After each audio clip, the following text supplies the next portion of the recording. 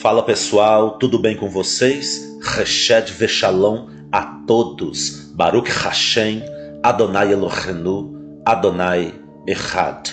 Bom pessoal, esse vídeo é um vídeo inédito a respeito dos gigantes Néfilins. Acredito que todos já sabem que existiram gigantes na Terra antes e depois do dilúvio. Esses gigantes existiram na Terra por causa do cruzamento dos anjos caídos da segunda queda e da terceira queda com mulheres humanas.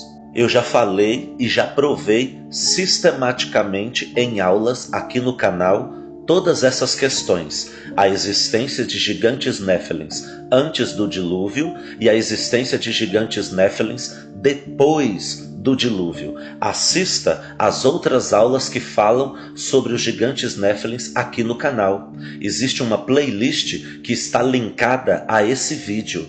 Assista esses outros vídeos depois para que o seu estudo fique completo sobre o assunto. Existe algo muito interessante a respeito dos gigantes Néfilins. Você sabia que eles vão voltar para a Terra? É isso mesmo que você ouviu. Os gigantes Néfilins vão voltar para a Terra. Esse assunto é muito interessante, profundo e até inédito. Então vamos lá? Em primeiro lugar, eu preciso contextualizar o assunto para depois chegarmos na conclusão. As Sagradas Escrituras dizem que assim como foi nos dias anteriores ao dilúvio, nos dias de Noé, assim também será no fim dos tempos, agora, na volta do Filho do Homem, que é Jesus Cristo, Yeshua HaMashiach.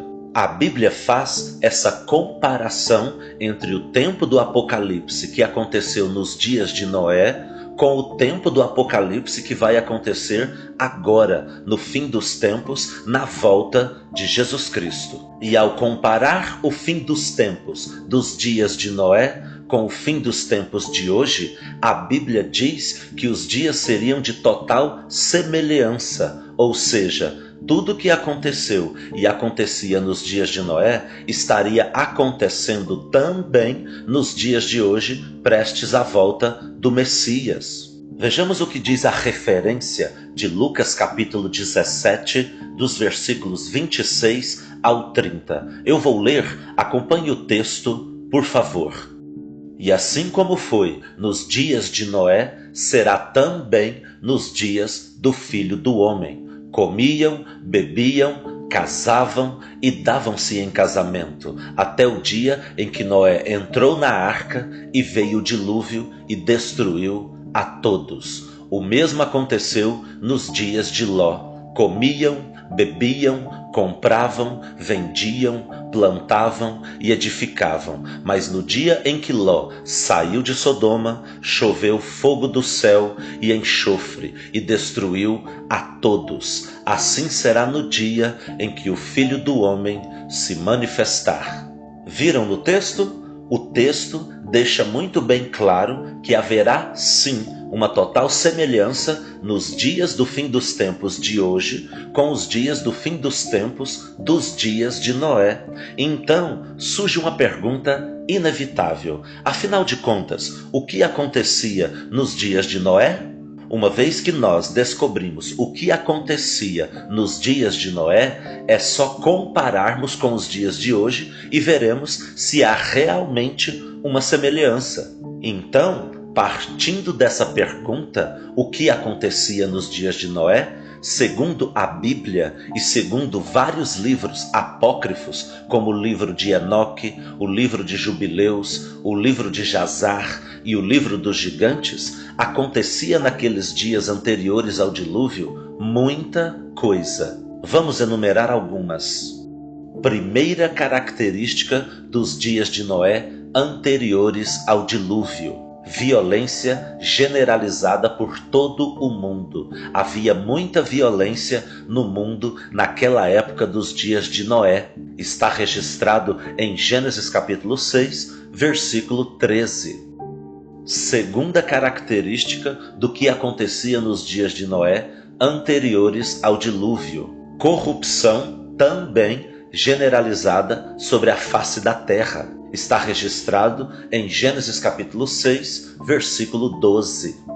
Terceira característica do que acontecia nos dias de Noé anteriores ao dilúvio. Era grande a maldade do homem na terra. Toda a imaginação dos pensamentos do coração era má continuamente. Está registrado em Gênesis capítulo 6, versículo 5.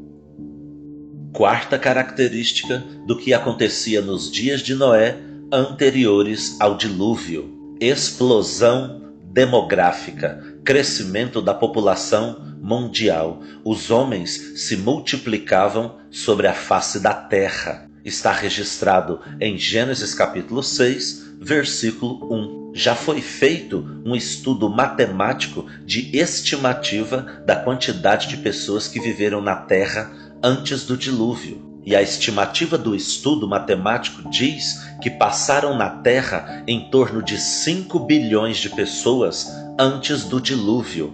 Portanto, o mundo diluviano era um mundo muito populoso. Quinta característica do que acontecia nos dias de Noé anteriores ao dilúvio. As pessoas não se importavam com o fim. Comiam, bebiam, compravam, vendiam, plantavam e faziam edificações e nunca deram ouvidos a Noé. É o que está registrado no texto de Lucas capítulo 17, versículos do 26 ao 30, tanto para os dias de Noé como para o exemplo dos dias de Sodoma e Gomorra. Sexta característica do que acontecia nos dias de Noé anteriores ao dilúvio: destruição da família e do casamento. Casavam e se davam em casamento, multidão de divórcios e de casa separa. Está registrado no texto de Lucas capítulo 17, versículo 27. A sétima característica do que acontecia nos dias de Noé anteriores ao dilúvio seria a grande engenharia genética que acontecia na terra antes do dilúvio. E tudo começou com a segunda queda dos 200 anjos sentinelas com as filhas dos homens. Está registrado na Bíblia em Gênesis capítulo 6, versículo 4, em Judas capítulo 1, versículos 6 e 7 e em 2 a Pedro capítulo 2, versículo 4. E está registrado também em Enoque capítulo 7, versículos do 2 ao 7, livro de Jubileus capítulo 5, versículo 1, livro de Jazar capítulo 4, versículo 18 e no livro dos gigantes. Esse é outro grande sinal para o fim dos tempos agora, em relação ao que acontecia nos dias de Noé. Engenharia genética. Esse sinal já acontece há muito tempo na história, desde o século XX para cá. Alimentos transgênicos, clonagem,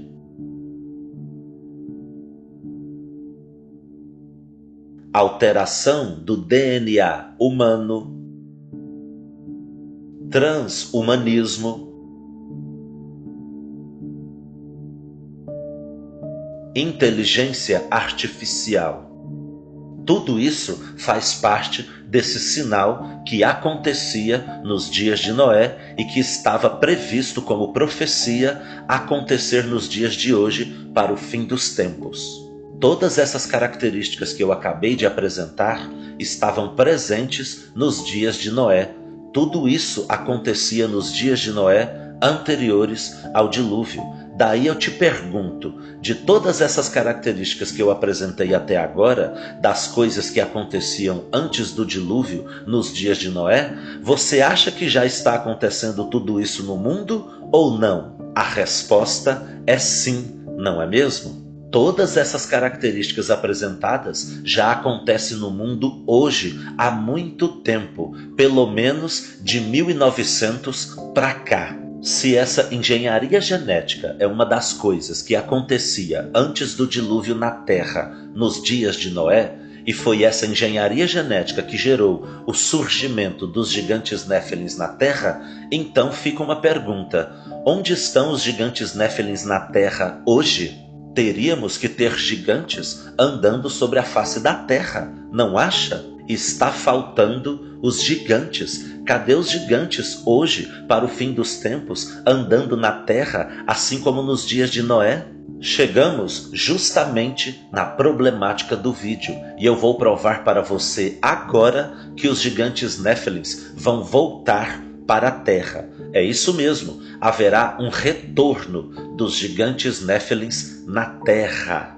Para que você entenda como que os gigantes Néfilins vão voltar para a Terra agora no Apocalipse, você precisa entender para onde foi a alma dos gigantes depois que eles morreram. Todo ser, quando morre aqui na Terra, sua alma desce para o Hades, para o Sheol, seja ser humano ou seja gigantes Néfilins.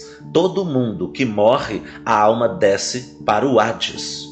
No caso de nós, seres humanos, quando nós morremos, o espírito volta para Deus, como está escrito em Eclesiastes capítulo 12, versículo 7. O corpo volta para o pó, porque viemos do pó e para o pó voltaremos quando morrermos. É o que está escrito em Gênesis capítulo 3, versículo 19. E a alma, quando morremos, desce para o Hades, como está relatado em Lucas capítulo 16, dos versículos 19 ao 26. Depois que os gigantes Néfilins morreram na guerra dos 100.000 gigantes e no dilúvio, a alma de todos eles desceu para o Hades. Para que vocês possam entender melhor essa questão do Hades e para onde vai as almas de todo ser que morre aqui na Terra, eu preciso te mostrar isso dentro da cosmologia verdadeira da Terra. Observe essa imagem que está aparecendo na tela agora.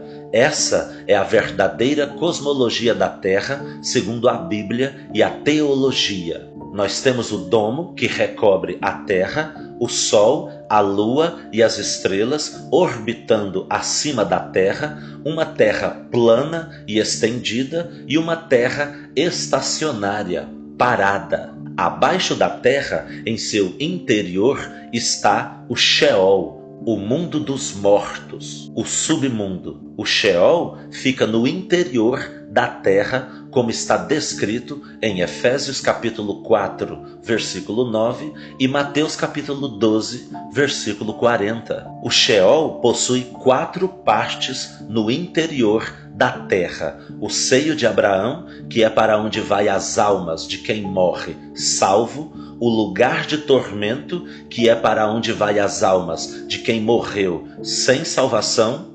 No meio, entre o seio de Abraão e o lugar de tormento, está o abismo. É no abismo que estão presos os 4 anjos da terceira queda e as almas dos gigantes Néfilins.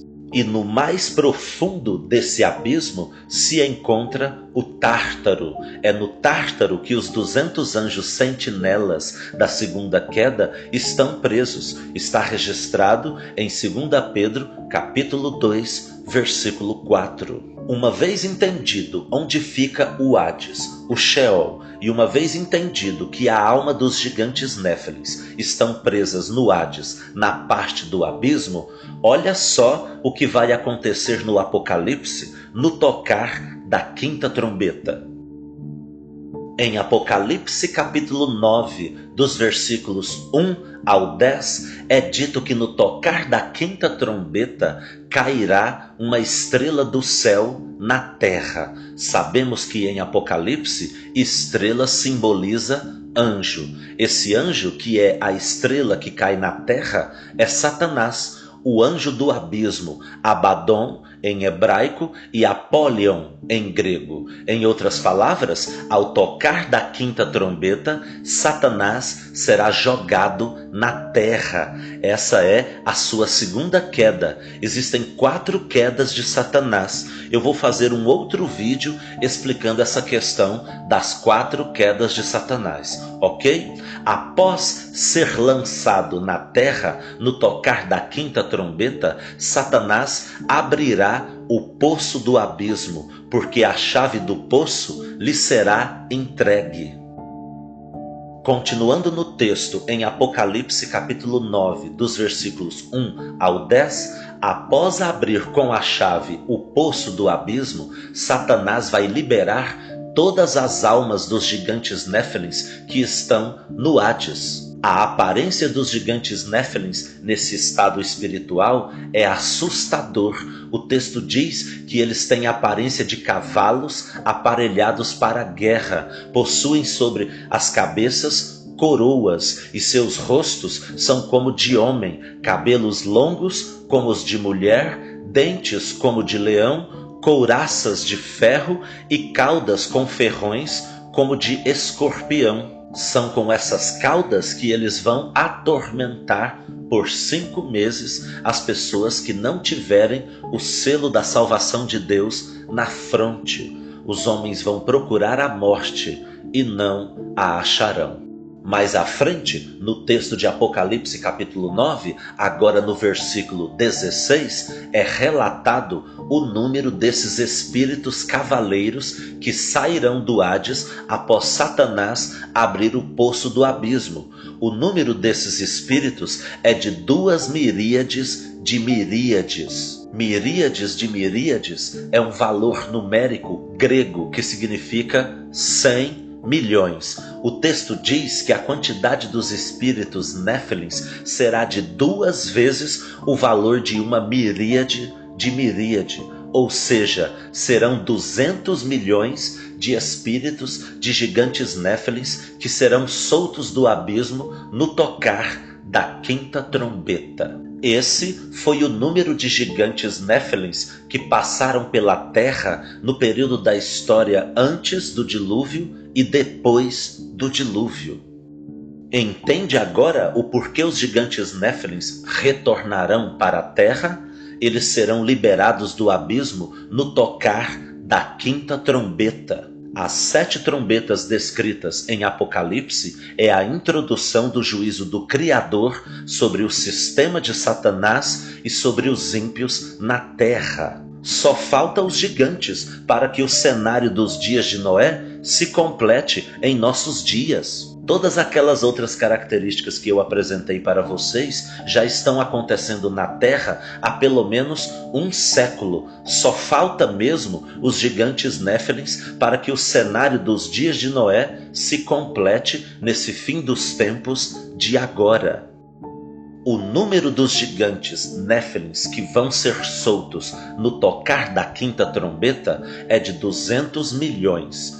200 milhões faz alusão aos 200 anjos sentinelas da segunda queda que saíram do seu estado original para se acasalarem com as filhas dos homens, gerando justamente os gigantes Néfilins na terra antes do dilúvio. Os 200 anjos sentinelas da segunda queda são os pais de todos esses gigantes Néfilins que serão soltos na quinta trombeta. Na quinta trombeta, o poço do abismo será aberto e os gigantes Néfilins serão soltos. Atormentarão os ímpios por 5 meses. Na sexta trombeta, os 4 anjos da terceira queda, que estão presos no abismo na região do rio Eufrates, serão soltos e matarão 1/3 das pessoas ímpias da terra.